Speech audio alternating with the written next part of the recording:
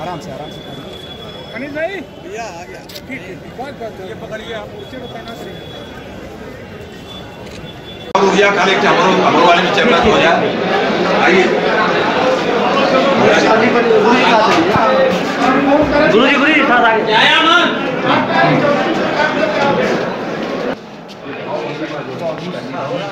बिल्कुल अरे भैया पीछे आगे।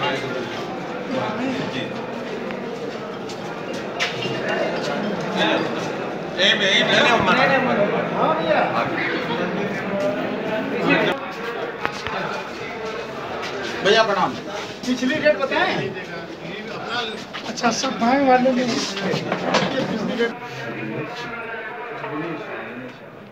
का नहीं हो आपके नाम से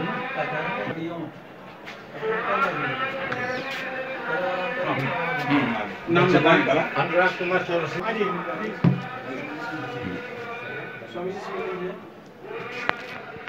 मोबाइल नंबर बोलो जी, मोबाइल नंबर बोलो। 590 74। पहले आप ले लो, बनाइए।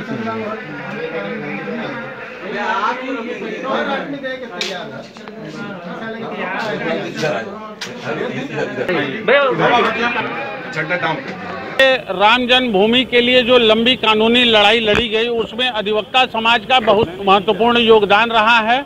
और अब चूंकि पक्ष में फैसला आ गया है, राम जन्मभूमि का भव्य मंदिर का जो है निर्माण प्रस्तावित है, इसी के निमित्त अधिवक्ताओं ने भी आर्थिक सहयोग करने का निर्णय किया है। और इस कार्य हेतु आज जो अभियान चलाया जा रहा है, इसमें परम पूज्य स्वामी जितेंद्रानंद सरस्वती जी हम सभी अधिवक्ता समाज के बीच में हैं। और आज उनके माध्यम से यहाँ धन संग्रह का, निधि समर्पण का जो कार्यक्रम चलाया गया है, कई अधिवक्ताओं ने यहाँ पर चेक के माध्यम से और नगद धनराशि के माध्यम से निधि का समर्पण किया है। 492 वर्षों का संघर्ष और आजाद भारत के 70 वर्षों तक न्यायालय में चला हुआ मुकदमा अंततोगत्वा सुप्रीम कोर्ट के संविधान बेंच के सर्वसम्मत फैसले से हिंदुओं को श्री राम जन्मभूमि पुनः प्राप्त हुई है। तो स्वाभाविक है कि यह प्राप्ति में अधिवक्ताओं का और विशेष करके पराशरन जी जैसे लोगों का बड़ा योगदान है। तो अधिवक्ता समाज पीछे छूट जाए, समस्त हिंदू समाज का इसमें धन लगे, यह प्रयास है। सबका समर्पण हो, यह प्रयास है। आगे आने वाली पीढ़ी के बच्चे कह सकें कि हाँ, राम जन्मभूमि के मंदिर में मेरे बाप का भी पैसा लगा है। हम किसी टाटा, बिरला, अडानी, अंबानी का मंदिर नहीं बनाना चाहते। हम सनातन हिंदू धर्मावलंबियों की, क्योंकि इनके धन से बना हुआ मंदिर फिर हजारों वर्षों तक रक्षा का दायित्व भी इनके ऊपर ही होगा। इस अभियान के अंतर्गत आज कचहरी में अधिवक्ताओं के बीच, क्योंकि यह लड़ाई तो सही मायने में अधिवक्ताओं ने ही जीती है, चाहे वो सुप्रीम कोर्ट के हों या वाराणसी बार के हों। तो इस नाते आज हम अधिवक्ताओं के बीच में उनके निधि समर्पण में भाग लेने के लिए और उनके बीच हम आए हैं। अब इस बीच जा रहे हैं, कितनी खुशी हो रही है लोगों को। आप कल्पना कर सकते हैं, 492 वर्षों का कलंक अगर मिटा हो, और हम ऐसी भाग्यशाली पीढ़ी है जिसकी आंखों के सामने इतिहास बन रहा हो। अन्यथा हमारे बाप दादों ने तो टूटते मंदिर, छिजते विश्वविद्यालय और नष्ट होती संस्कृति और सभ्यता, यही इतिहास के पाठ्यक्रम में हिंदुओं के भाग्य में नसीब था। आज हम हिंदुओं के, हमारी पीढ़ी के सामने उठता मंदिर, बनता मंदिर, स्वाभिमानी हिंदू, ऐसे जो शब्द हैं, ये हमारे जीवन में चरितार्थ हो रहे हैं। तो इसके लिए अपार प्रसन्नता है।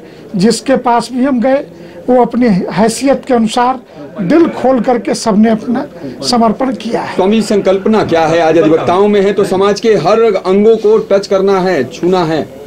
पूरे 140 करोड़ हिंदू पूरे विश्व में है।